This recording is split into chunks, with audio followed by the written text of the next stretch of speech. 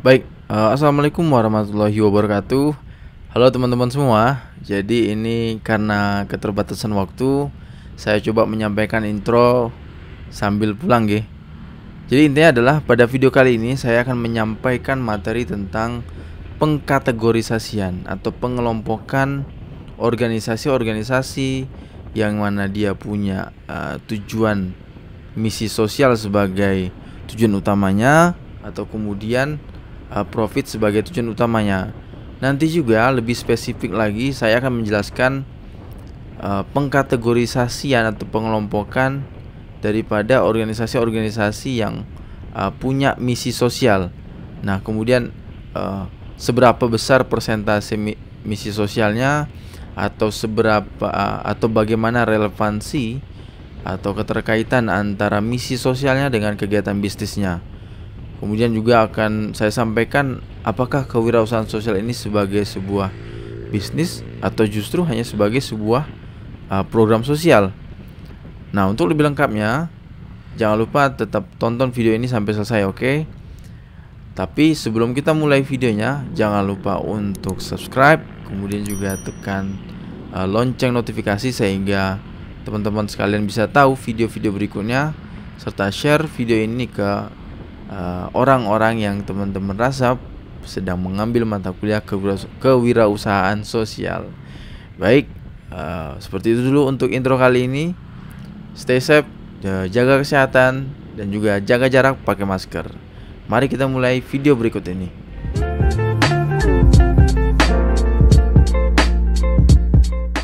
Assalamualaikum warahmatullahi wabarakatuh. Halo Bapak Ibu sekalian dan juga teman-teman mahasiswa. Jadi pada kesempatan kali ini saya akan bercerita terkait dengan mengkontekstualisasikan kewirausahaan sosial.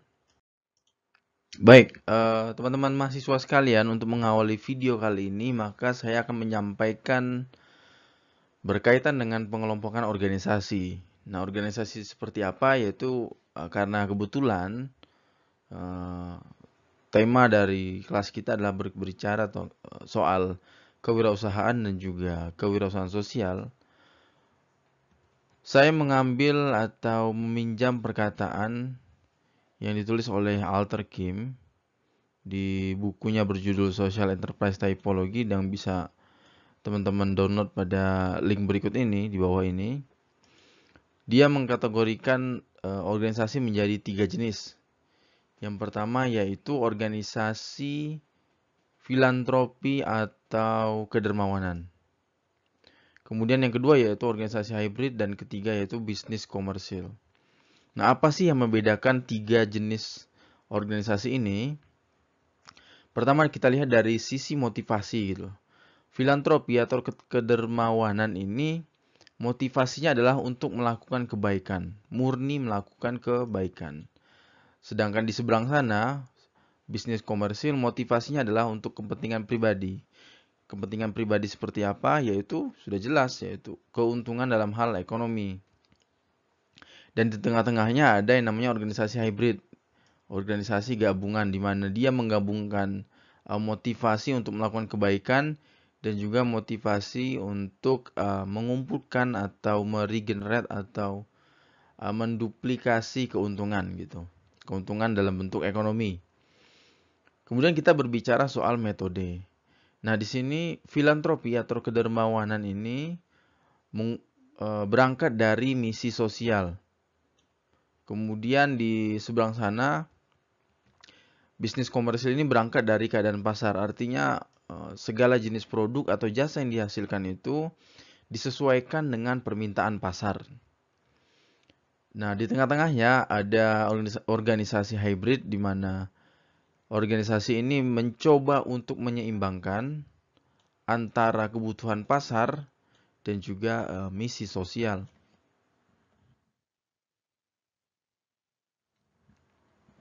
Nah, berikutnya yaitu berbicara soal tujuan. Pertama, kita mulai dari organisasi filantropi atau kedermawanan. Dia berangkat tujuannya adalah untuk memenuhi nilai-nilai sosial. Sedangkan bisnis komersil tujuannya adalah untuk pemenuhan nilai ekonomi. Yang sudah jelas yaitu profit, keuntungan, ataupun uang lah. Intinya dalam bentuk uang. Sedangkan organisasi hybrid berada di tengah-tengahnya, yaitu dia mencoba untuk menyeimbangkan antara tujuan sosial dan juga tujuan ekonomi. Berikutnya berbicara soal penggunaan keuntungan, dalam hal ini bagaimana keuntungan atau profit tersebut digunakan. Nah, kalau organisasi filantropi atau kedermawanan ini, keuntungan tersebut digunakan murni untuk recovery atau kemudian murni untuk mengembalikan biaya yang digunakan dalam program-program sosial atau biaya-biaya yang digunakan untuk biaya-biaya yang digunakan selama upaya atau selama usaha-usaha untuk melaksanakan kegiatan sosial atau biaya-biaya yang dikeluarkan untuk memenuhi tujuan sosial tadi, misi sosial dan juga nilai sosial. Nah, sedangkan di seberang sana, bisnis komersil, seluruh keuntungan ataupun seluruh profit tadi langsung didistribusikan kepada pemilik ataupun kepada pemegang saham. Dan di tengah-tengahnya ada organisasi hybrid di mana dia mencoba untuk mengkombinasikan hal ini. Organisasi hybrid menggunakan keuntungannya pertama bisa digunakan untuk operasional bisnis, kembali digunakan untuk operasional bisnis, direinvestasikan, atau kemudian digunakan untuk misi sosial. Nah, berbicara soal mana porsi terbesar atau mana porsi yang paling dominan, itu disesuaikan dengan kebutuhan dari organisasi tersebut. Nah, itu untuk slide pertama berbicara soal pengelompokan organisasi. Oke, nah ini slide berikutnya masih berbicara yang sama soal pembagian atau soal pengelompokan keorganisasian. Akan tetapi pada slide ini kita bisa melihat lebih detail pembagian antara organisasi filantropi kedermawanan yang ada di sebelah sini dengan organisasi bisnis komersil yang pure murni untuk kegiatan-kegiatan ekonomi, penciptaan profit gitu. Nah, kita mulai dari awal dulu saya jelaskan. Sustainable equilibrium ini adalah titik keseimbangan. Titik keseimbangan sebuah organisasi untuk dapat yang namanya melakukan kegiatan operasional dalam jangka waktu yang sangat panjang, dalam jangka waktu yang tidak menentu. Nah, kemudian di sini garis merah ini adalah teman-teman bisa melihat ada yang namanya semakin dia condong ke kiri, semakin besar orientasi organisasi tersebut untuk kegiatan sosial. Di seberangnya sini, semakin dia condong ke kanan atau ke arah kanan, artinya semakin besar orientasi organisasi tersebut untuk kegiatan-kegiatan ekonomi. Dalam hal ini penciptaan keuntungan. Nah, kita mulai di sini dulu. Di sini terdapat 6 kotak di mana 3 kotaknya berada di sebelah kiri, kemudian 3 kotak lagi berada di sebelah kanan. Kotak kiri ini berbicara soal semua jenis organisasi yang punya tujuan untuk penciptaan nilai-nilai sosial. Dalam hal ini yaitu untuk kegiatan-kegiatan yang punya tujuan utamanya yaitu misi sosial. Sedangkan di kotak sebelah kanan sini adalah segala jenis organisasi yang dia didirikan, diciptakan atau dibentuk dengan tujuan utamanya adalah untuk penciptaan nilai-nilai ekonomi, yaitu melipat gandakan uang, melipat gandakan keuntungan. Sederhananya adalah profit, begitu. Nah, di sini kita lihat ada dua kotak, yaitu sebentar saya hapus, yaitu social enterprise dan juga social responsible business. Dua kotak ini atau dua jenis organisasi ini dianggap sebagai organisasi yang paling ideal untuk beroperasi dalam jangka waktu yang sangat panjang ataupun dalam jangka waktu yang sangat lama. Nah, sedangkan dua organisasi di sebelahnya, dalam hal ini misalkan tradisional non-profit dan juga non-profit income generating activities, di suatu waktu mereka akan mengalami yang namanya kendala keuangan, kendala pendanaan. Sedangkan di seberang sini, dua organisasi yaitu organisasi dengan kategori Corporate Practicing Social Responsibility, di mana perusahaan atau bisnis yang melaksanakan kegiatan-kegiatan tanggung jawab sosial, dan juga perusahaan yang murni untuk bisnis tidak melakukan kegiatan sosial sama sekali, dalam jangka waktu panjang akan menghadapi permasalahan sosial. Salah satu bentuk nyata atau salah satu contoh sederhananya yaitu penolakan masyarakat terhadap perusahaan atau bisnis tersebut. Nah, oke, kemudian kita lanjut ke bawahnya ini. Pada kotak hijau di bawah sini, teman-teman mahasiswa sekalian bisa melihat bahwa semua kategori organisasi yang berada pada kotak hijau itu punya yang namanya misi, motivasinya adalah misi sosial. Kemudian disebutkan juga di sini bahwa keuntungan atau profit itu diinvestasikan kembali dalam bentuk program-program sosial atau operasional bisnis. Sedangkan di seberang sini, teman-teman mahasiswa sekalian bisa melihat bahwa motivasi utama organisasi yang berwarna biru adalah motivasi untuk penciptaan keuntungan. Kemudian juga disebutkan bahwa profit atau keuntungan tersebut dibagikan atau didistribusikan kepada shareholder. Dalam hal ini bisa jadi pemilik tunggal ataupun pemegang saham. Nah, kita kembali ke atas tadi, pada tabel ini, pada tabel yang biru sini,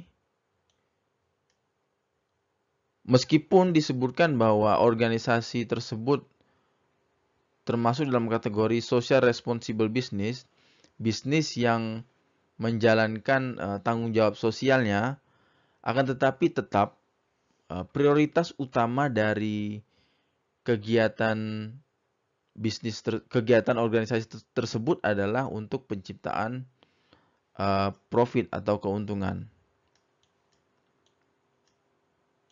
Sedangkan di seberang sana, di sebelahnya lagi, kita bisa melihat ada namanya social enterprise, bisnis sosial, di mana meskipun misi utamanya adalah untuk tujuan-tujuan sosial, tujuan-tujuan kemaslahatan bersama, tapi organisasi yang dalam bentuk social enterprise ini menjalankan atau mengadopsi prinsip-prinsip bisnis pada umumnya. Jadi dia tetap mencoba mencari keuntungan, mencoba untuk melipat gandakan aset, akan tetapi tetap ada prioritas utamanya yaitu untuk misi atau tujuan sosial. Nah, pertanyaan selanjutnya yaitu bagaimana masing-masing organisasi di dalam 6 kotak ini, 6 kotak di sini, memastikan keberlanjutan operasional mereka. Untuk kotak yang warna hijau, cara mereka memastikan keberlanjutan operasional organisasi dalam jangka waktu yang panjang, yaitu dengan cara mengadopsi metode-metode bisnis pada umumnya, bisnis yang bertujuan untuk profit, yang mana digunakan untuk mensupport atau mendukung program-program sosial. Sedangkan di seberang sana sebaliknya, bagaimana cara organisasi dalam kategori biru ini untuk memastikan keberlanjutan mereka dalam jangka waktu yang sangat panjang, yang lama, yaitu dengan cara mereka doing well by doing good. Menjadi baik dengan cara melakukan hal-hal baik. Jadi tidak semata-mata mereka memenuhi hasrat pribadi untuk mengeruk keuntungan sebanyak-banyaknya. Tapi yaitu dengan cara mereka terlibat dalam kegiatan sosial, dalam misi-misi sosial, itu sudah dianggap sebagai salah satu bentuk perilaku baik, sehingga harapannya adalah bisnis mereka tidak mendapat penolakan, tidak mendapat blok, atau tidak mendapat yang namanya kontra dari masyarakat atau konsumen-konsumen mereka. Sehingga bisnis mereka bisa dijalankan dalam jangka waktu yang panjang dan juga bisa menghasilkan keuntungan secara terus-menerus. Oke, nah, kemudian pada slide ini kita akan lebih spesifik berdiskusi tentang bagaimana pembagian atau pengelompokan organisasi, khususnya hybrid organisasi. Nah, untuk teman-teman sekalian nanti kalau lupa apa itu hybrid organisasi, bisa lihat slide pertama tadi ya. Nah, di sini asas atau basis yang digunakan adalah orientasi atau orientasi misinya ke arah mana gitu. Kita mulai pertama yaitu dari organisasi yang memiliki atau berfokus pada strict ke misi. Nah, di sini organisasi biasanya mereka melakukan bisnis itu bertujuan untuk merecovery atau mengembalikan modal yang digunakan untuk kegiatan-kegiatan sosial. Jadi intinya adalah supaya bagaimana agar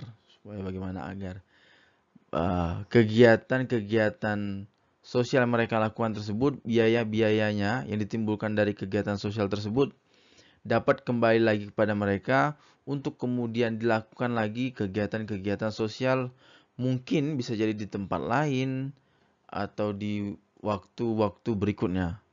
Itu untuk mission centric. Jadi fokus utamanya adalah misi-misi atau strict kepada misi. Nah, itu tadi lingkaran yang pertama. Kemudian kita masuk ke lingkaran yang kedua. Pada lingkaran yang kedua ini kita melihat ada beberapa panah. Yang pertama yaitu Mission Related Social Enterprise. Jadi yaitu organisasi atau bisnis sosial yang dia melakukan kegiatan bisnisnya itu punya relevansi atau punya keterkaitan dengan tujuan sosialnya. Ataupun sebaliknya, dia yang mana melakukan kegiatan tujuan sosialnya itu saling berkaitan atau punya hubungan secara langsung dengan kegiatan bisnis yang dilakukan. Kemudian di sini juga kita melihat ada organisasi social responsible business. Nah, apa itu social responsible business? Teman-teman bisa kembali ke slide sebelumnya, slide kedua, yaitu social responsible business ini berada pada hampir menuju ke titik equilibrium, titik keseimbangan, di mana dia melaksanakan bisnisnya akan tetapi diimbangi atau dibarengi dengan kegiatan-kegiatan sosial, yang mana nanti kegiatan sosialnya itu berhubungan dengan bisnisnya ataupun sebaliknya bisnisnya tersebut berhubungan dengan kegiatan sosial. Makanya masuk dalam kategori mission related, artinya saling berhubungan antara misi utamanya mungkin untuk menciptakan keuntungan dengan misi sekundernya untuk kegiatan-kegiatan sosial. Atau dibalik, misi utamanya untuk kegiatan-kegiatan sosial, dan misi sekundernya untuk penciptaan keuntungan. Yang mana saat antara penciptaan keuntungan dengan kegiatan sosial tersebut, dengan misi sosial tersebut, punya relevansi, saling berkaitan.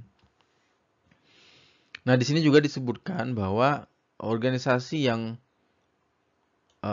punya orientasi misi yang saling berkaitan antara bisnis dengan kegiatan sosialnya biasanya bertujuan untuk menduplikasi profit sehingga di kemudian hari bisa digunakan untuk tujuan sosial begitu. Ataupun sebaliknya, kegiatan-kegiatan sosial yang dilakukan dari mana sumber dananya, yaitu dengan cara melakukan bisnis komersil atau bisnis-bisnis seperti pada umumnya. Itu untuk lingkaran yang kedua.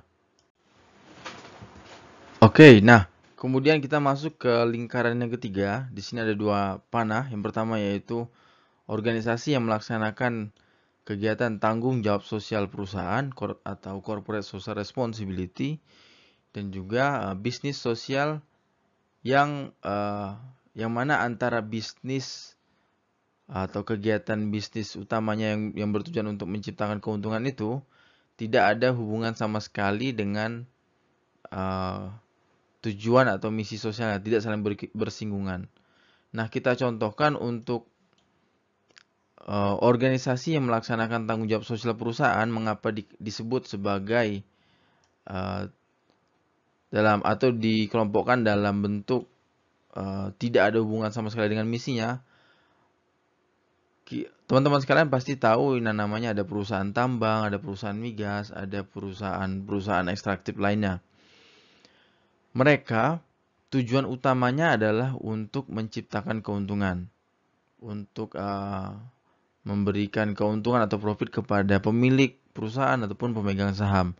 Nah, ketika mereka melakukan yang namanya kegiatan sosial dalam bentuk corporate social responsibility ini, sudah barang tentu, sudah barang pasti bahwa kegiatan-kegiatan sosial tersebut tidak ada hubungannya sama sekali dengan misi mereka, yaitu misi menciptakan keuntungan untuk pemilik perusahaan.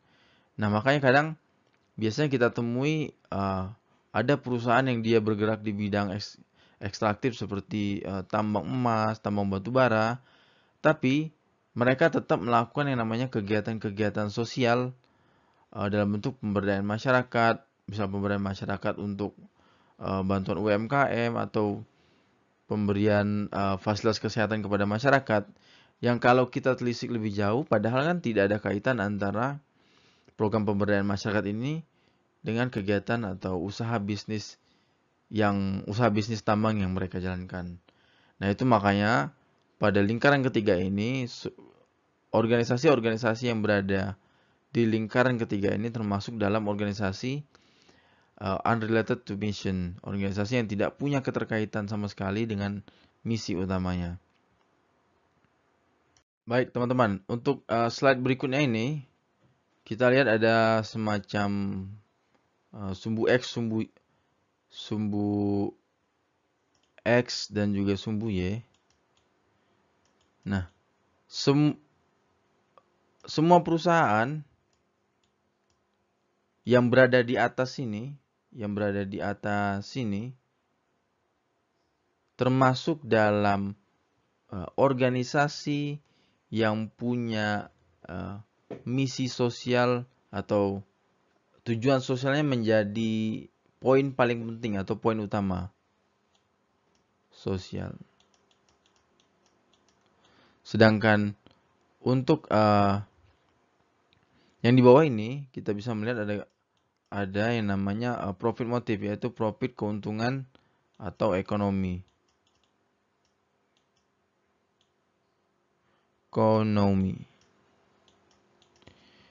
Nah, biasanya nanti kita lihat di garis persinggungan di sini. Dan pada intinya ada seperti ini. Semua perusahaan yang dia semakin ke atas posisinya, dia semakin besar tujuan atau misi sosialnya. Makanya ketika semua organisasi tersebut melaksanakan bisnis, yang pertama sudah barang tentu atau jelas yaitu hanya untuk mengembalikan biaya-biaya yang ditimbulkan akibat kegiatan-kegiatan sosial tadi. Maka disebut sebagai organisasi yang punya atau sentrik atau strict kepada misi-misi sosialnya. Sedangkan di bawah sini berseberangan, justru biasanya mereka perusahaan-perusahaan punya atau melakukan kegiatan sosial itu hanya sebagai bentuk kompensasi dari kegiatan bisnis mereka. Yang mana kegiatan bisnisnya memang pure untuk mendapatkan keuntungan ekonomi. Nah, di tengah-tengah sini ada yang namanya titik keseimbangan atau titik equilibrium tadi, di mana misalnya salah satu atau sebuah organisasi melaksanakan bisnis karena dia untuk mendapatkan atau bisnis tersebut menjadi salah satu sumber pendapatan sehingga mereka memiliki modal atau memiliki biaya yang digunakan untuk kegiatan-kegiatan sosial. Atau di sebelah sininya ada perusahaan yang sudah mapan, yang sudah mungkin sudah stabil untuk kondisi perekonomiannya, sudah bisa menciptakan keuntungan yang baik. Nah, dia kemudian melakukan yang namanya program-program sosial tersebut hanya sebagai bentuk wujud bahwa dia ingin menjadi sebuah organisasi yang punya tanggung jawab sosial, yang tidak hanya mementingkan dirinya sendiri, tapi juga mementingkan lingkungan sekitarnya. Begitu. Nah, itu untuk berbicara soal misi sosial versus keuntungan. Oke, nah ini lebih jauh lagi kita berbicara soal pengelompokan kewirausahaan sosial. Yang pertama itu ada dari Zahra. Dia mengelompokkan kewirausahaan sosial menjadi 3 jenis. Yang pertama yaitu social bricoleurs. Kosakata bricoleurs ini berasal dari Prancis, artinya tukang lah, tukang sosial. Jadi salah satu ciri-cirinya adalah usaha sosial tersebut bergerak dalam skop atau dalam lingkup ruang yang kecil. Bisa jadi mungkin desa atau bisa jadi dalam ruang lingkup kecil kecamatan, RT atau RW. Nah, koperasi sebagai yang mana punya prinsip kewirausahaan sosial bisa masuk dalam social bricoleurs ini, koperasi di desa atau koperasi yang ada di desa. Kemudian pengelompokan yang kedua yaitu social constructionist, yaitu di mana kewirausahaan sosial tersebut, bisnis sosial tersebut hadir untuk mengisi kekosongan atau mengisi kegagalan dari kondisi pasar. Sebagai contoh misalkan gini, ada sebuah usaha sosial yang namanya Ojek Diva. Dia menawarkan jasa kepada kelompok rentan difabel untuk pindah atau untuk mobilisasi dari satu titik atau dari satu tempat ke tempat yang lainnya. Nah, dari sini kita bisa ketahui bersama bahwa Ojek Diva tersebut mencoba untuk mengisi kekosongan di mana selama ini ojek-ojek online ataupun ojek-ojek pangkalan ataupun mode-mode transportasi tersebut selalu berpihak kepada orang-orang normal. Nah, dengan hal tersebut, maka Ojek Diva hadir untuk mengisi kekosongan atau kegagalan daripada sistem transportasi yang ada. Itu untuk yang kedua, social constructionist. Kemudian yang ketiga, yaitu lebih besar lagi, ini social engineers ini biasanya sebagai seorang usahawan sosial atau bisnis sosial sudah merubah struktur atau sistem yang telah mapan. Nah, ini salah satu contohnya adalah teman-teman bisa mengingat pada presentasi saya yang sebelumnya, yang kedua, yaitu soal sebuah organisasi yang bernama Asoka, di mana dia mencoba untuk melakukan inkubasi atau mementori atau membantu penciptaan atau pendirian perusahaan-perusahaan sosial yang lebih masif lagi gitu. Dan skalanya sudah skala internasional, skala global. Nah, itu untuk pengkategorian menurut Zahra. Tapi kemudian dalam sebelumnya pada tahun 2007 juga ternyata Martin dan juga Osborne ini sudah punya atau sudah mengklasifikasikan sendiri kewirausahaan sosial. Dia mengklasifikasikan menjadi dua bentuk, yaitu baik. Nah, kemudian tadi seperti saya sebutkan berkaitan dengan Martin dan Osborne, dia mengkategorisasikan kewirausahaan sosial menjadi dua, yaitu social service profession dan juga social activism. Nah, yang untuk pertama, social service profession ini yaitu untuk para pebisnis sosial yang mana dia terlibat langsung dalam misi-misi sosial atau kegiatan-kegiatan sosial. Terlibat langsung sebagai pelayan, terlibat sebagai aktor gitu.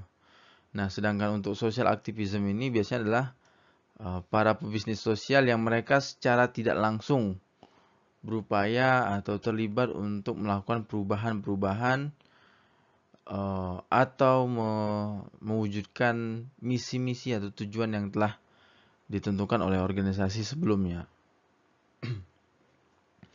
Nah, kemudian pada tahun 2012, Meyer juga mencoba untuk mengkelompokkan kewirausahaan sosial dalam bentuk skop atau ruang lingkupnya. Yang pertama ada kewirausahaan sosial yang dia bergerak di bidang sosial itu sendiri. Kemudian ada juga kewirausahaan sosial yang dia bergerak di bidang ekonomi. Mungkin bisa mencoba untuk meningkatkan pendapatan masyarakat dan berbagai contoh lainnya akan saya sebutkan pada pertemuan kelima. Kemudian ada juga kewirausahaan sosial yang dia mencoba untuk memperbaiki sumber daya manusia sehingga individu atau masyarakat tersebut yang menjadi penerima manfaat dari kewirausahaan sosial lebih berdaya, lebih punya kuasa atas dirinya sendiri seperti itu. Kemudian ada juga yang namanya kewirausahaan sosial yang bertujuan untuk atau ruang lingkupnya ruang lingkup politik. Jadilah untuk meningkatkan bargaining position atau untuk ya tadi memperbaiki kondisi individu gitu. Nah, itu untuk slide kali ini. Kemudian kita lanjut ke slide berikutnya. Oke, nah pada slide kali ini ini adalah sebagai pengantar untuk nanti di slide berikutnya saya akan menjelaskan tentang bagaimana sebuah bisnis sosial tersebut berorganisasi atau sebuah kewirausahaan sosial tersebut beroperasi. Apakah dalam bentuk bisnis tersendiri ataukah dalam bentuk program begitu. Nah, pertama kita mulai dari organisasi yang punya atau kental akan misi-misi sosial. Biasanya mereka menggunakan yang namanya pendanaan pribadi atau mengandalkan keuntungan-keuntungan dari kegiatan bisnis yang mereka lakukan dan juga dibantu dengan donor atau donasi dari pihak-pihak ketiga. Pada umumnya mereka mempekerjakan atau memberdayakan kelompok-kelompok rentan yang ada di masyarakat.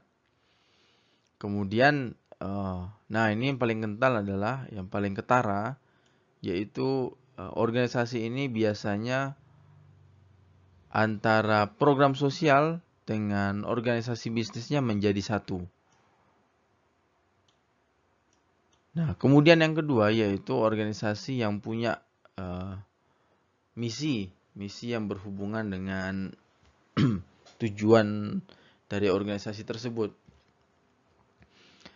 Disebutkan bahwa pertama yaitu creating social value, artinya menciptakan nilai sosial dan juga menciptakan profit atau keuntungan ekonomi untuk kemudian sebagai bentuk subsidi kepada kegiatan-kegiatan atau program sosial. Nah, di sini kita bisa melihat biasanya dalam bentuk integrasi di mana bisnis itu berjalan sendiri, kemudian bersinggungan dengan sebuah program sosial yang menjadi anak dari bisnis tersebut gitu, atau organisasi tersebut. Selanjutnya yang ketiga yaitu unrelated to mission, yang mana bisnisnya dijalankan seperti bisnis komersil pada umumnya, akan tetapi tetap melaksanakan program sosial atau kegiatan-kegiatan sosial, meskipun terkadang kegiatan sosial tersebut tidak berhubungan sama sekali dengan core bisnis dari perusahaan.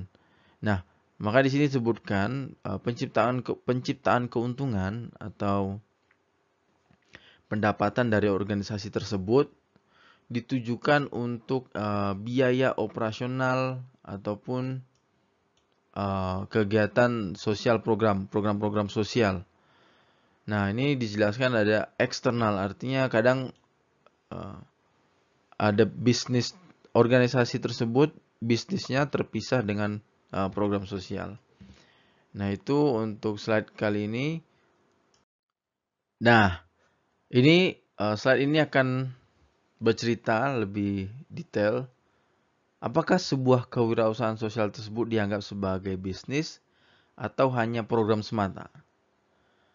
Pertama, tadi untuk organisasi-organisasi yang punya mission centric, yang mana tujuan utamanya adalah memang untuk kegiatan sosial, biasanya dia menggabungkan antara bisnis dan program-program sosial. Nah, di sini dijelaskan pertama, aktivitas bisnis dan sosial tergabung menjadi satu kegiatan. Kemudian misi sosial adalah tujuan utama dari bisnis. Jadi sudah jelas bahwa ketika mereka melakukan bisnis, tujuannya adalah untuk misi-misi sosial tadi. Kemudian penerima manfaat atau customer atau pekerja mayoritas merupakan kelompok rentan. Selanjutnya, di gambar berikutnya di sini, teman-teman juga bisa melihat ini untuk organisasi kewirausahaan sosial yang masuk dalam kategori related mission, yang mana antara bisnis yang dijalankan punya keterkaitan dengan program sosial yang dijalankan oleh mereka. Kita baca di slide, ada pertama yaitu aktivitas bisnis dan sosial itu bersinggungan. Kemudian juga ada sinergitas antara bisnis dan sosial dalam bentuk penggunaan aset dan juga pembagian beban biaya. Berikutnya yang terakhir yaitu penerima manfaat adalah kelompok rentan dan masyarakat biasa itu sebagai konsumer dengan skema subsidi. Artinya keuntungan yang didapatkan dari hasil imbal atau timbal balik penjualan produk dan jasa yang dijual kepada masyarakat biasa, sebagian keuntungannya digunakan untuk subsidi bagi masyarakat kelompok rentan. Jadi ibarat kata itu kita menjual apel gitu, menjual sebuah apel, akan tetapi buah apel tersebut ketika kita jual kepada masyarakat biasa seharga 5.000, sedangkan apel tersebut kita jual kepada kelompok rentan dengan harga hanya 2.500 atau setengahnya. Nah, di sini ada hukum atau semacam skema di mana mereka yang punya lebih, dalam hal ini kesejahteraan lebih, mensubsidi masyarakat kelompok rentan. Nah, ini kemudian yang terakhir yaitu untuk organisasi kewirausahaan sosial atau hybrid organization, yang mana antara kegiatan bisnisnya itu tidak punya kaitan sama sekali dengan program sosial. Jadi kadang tidak ada relasi ataupun tidak ada hubungan antara core bisnis dengan program-program sosial yang dilaksanakan. Nah, kita lihat di slide ada pertama yaitu membuat entitas bisnis terpisah. sudah jelas terpisah, dan keuntungan digunakan untuk mendukung kegiatan sosial. Makanya di sini dalam bentuk uang gitulah, dolar. Artinya adalah segala sesuatu yang dihasilkan dari kegiatan bisnis ini, keuntungannya digunakan untuk pelaksanaan program sosial. Selanjutnya, penggunaan barang dan jasa dikenakan biaya normal, hasil keuntungan ditujukan untuk masyarakat kelompok rentan. Artinya kembali ke contoh apel tadi, kita tidak menjual apel kepada masyarakat miskin atau kelompok rentan, tapi kita menjual apel kepada orang-orang kaya, orang-orang yang berkecukupan. Kita menjual apel berkualitas dengan harga bahkan sampai 10.000 per bijinya begitu. Nah, akan tetapi keuntungan dari penjualan apel tersebut kita gunakan untuk melaksanakan kegiatan atau program sosial. Misalnya dalam bentuk memberikan pelatihan kepada masyarakat kelompok rentan, ataupun memberikan subsidi pangan, ataupun memberikan beasiswa kepada anak-anak yatim piatu. Nah, di sini bisa terlihat jelas bahwa memang bisnis punya caranya sendiri dalam konteks ini ya, dalam konteks kategori mission unrelated mission tadi. Bisnis dia berjalan sendiri, berjalan sebagaimana mestinya, akan tetapi keuntungan tersebut, sebagian keuntungan atau keseluruhannya, sebagian keuntungan direalokasikan atau diinvestasikan ke dalam kegiatan-kegiatan program sosial, begitu. Nah, pada slide kali ini adalah slide terakhir, kita berbicara soal bagaimana struktur organisasi dari sebuah kewirausahaan sosial. Nah, tadi seperti dijelaskan, yang pertama bisa jadi antara bisnis dan kegiatan sosialnya menjadi satu. Kemudian yang kedua yaitu antara bisnis dan program sosialnya atau kegiatan kewirausahaan sosialnya berbeda, tapi masih dalam satu atau masih saling berkaitan antara satu dengan yang lainnya. Atau yang ketiga justru antara bisnis dan kegiatan sosialnya berbeda sama sekali atau tidak bersinggungan sama sekali. Nah, untuk yang organisasi struktur pertama ini kita bisa ambil contoh tadi untuk semua kegiatan kewirausahaan sosial yang mana biasanya penerima manfaatnya adalah mereka yang konsumernya, atau justru kebaliknya, para pekerjanya tersebut sekaligus sebagai penerima manfaat gitu. Jadi biasanya bisnis-bisnis sosial yang mana mereka memperkerjakan kelompok rentan, misalnya memperkerjakan difabel atau memperkerjakan ibu rumah tangga yang tidak punya akses terhadap pekerjaan, begitu. Nah, kemudian untuk yang contoh kedua, yaitu untuk organisasi yang mana kewirausahaan sosialnya masih bersinggungan dengan bisnis induknya. Biasanya dalam bentuk penggunaan aset ataupun pembiayaannya masih sama. Sebagai contoh tadi ada yang soal apel itu, yang mana kewirausahaan sosial organisasinya tetap menjual apel kepada masyarakat kelompok rentan, akan tetapi untuk mendukung keberlanjutannya dalam jangka waktu yang panjang, mereka juga menjual apel kepada masyarakat biasa yang mampu membeli dengan harga yang lebih tinggi daripada kelompok rentan tadi. Atau struktur organisasi yang ketiga yang mana dia terpisah antara organisasi bisnis, jadi organisasi bisnisnya berjalan secara komersil seperti biasa pada umumnya dengan cara memaksimalkan keuntungan sebanyak-banyaknya, dan kemudian keuntungannya tersebut digunakan untuk kegiatan atau biaya operasional dari misi sosial atau program-program sosial yang sudah ditentukan oleh mereka. Baik, tidak terasa kawan-kawan sekalian, sudah hampir 1 jam 42 menit saya menjelaskan berkaitan dengan bagaimana pengelompokan kegiatan atau organisasi-organisasi yang bergerak di kewirausahaan dan juga kewirausahaan sosial.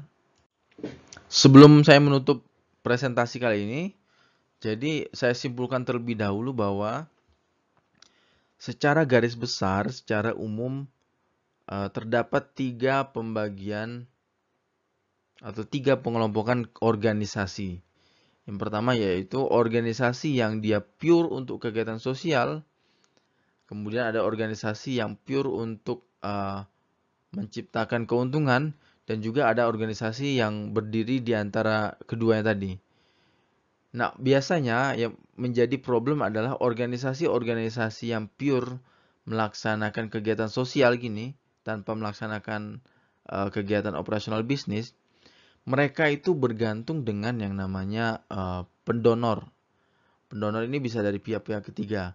Nah, problemnya adalah ketika pendonor tersebut menyetop atau menghentikan bantuan, maka besar kemungkinan organisasi-organisasi filantropi ini atau organisasi kedermawanan ini kolaps atau berhenti, sehingga keberlanjutannya dipertanyakan juga. Nah, kemudian di waktu yang bersamaan di seberang sana, organisasi-organisasi yang punya tujuan utama untuk penciptaan keuntungan tidak bisa ataupun sulit untuk beroperasi dalam jangka waktu panjang apabila mereka tidak dapat penerimaan dari masyarakat. Karena penerimaan bisa dalam berbagai bentuk ya. Pertama bisa jadi masyarakat membiarkan atau memberikan kesempatan kepada organisasi tersebut untuk melaksanakan kegiatan bisnis, atau kemudian masyarakat mau membeli produk-produk dan jasa yang dikeluarkan oleh mereka sehingga organisasi tersebut tetap bisa menciptakan keuntungan gitu. Nah, mengapa kegiatan sosial perlu dilakukan oleh organisasi-organisasi ini? Karena mereka perlu merebranding atau memberikan citra baik, citra positif kepada masyarakat bahwa perusahaan ini tidak semata-mata berorientasi kepada keuntungan. Perusahaan juga tetap melaksanakan kegiatan-kegiatan sosial. Meskipun mungkin dalam praktiknya nanti kegiatan sosial tidak bersinggungan dengan bisnis perusahaan. Tapi setidaknya organisasi tersebut sudah memberikan impact baik ataupun dampak yang baik kepada masyarakat luas. Tidak terbatas hanya kepada pemilik perusahaan ataupun pemegang saham. Nah, baik teman-teman sekalian, mungkin cukup sekian dulu untuk video kali ini.